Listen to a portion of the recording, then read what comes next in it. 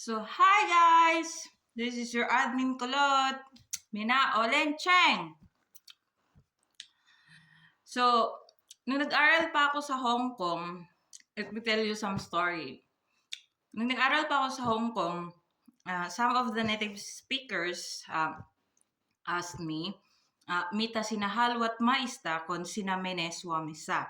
So, ganun yung tanong niya sa akin. So, sabi ko naman, kasi out of curiosity, gusto ko yung salmiakki. Dahil sabi nila masarap daw.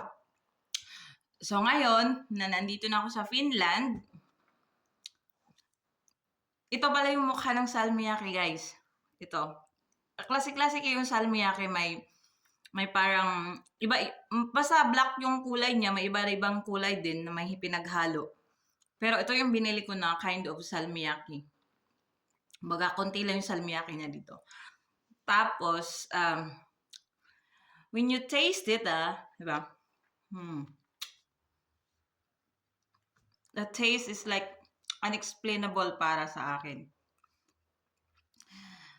Kahit matagal na ako dito, pero ang lasa ng salmiakki hindi ko, parang matamis, maasim, parang may parang lasang liquor, parang may lasang chocolate. Hindi ko alam. Basta okay siya. Okay naman, pero basta unexplainable siya yung lasa niya. When you come to Finland, try to taste salmiakki, guys.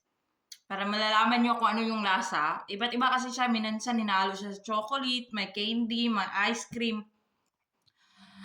Yung ice cream, parang, hindi, iwan.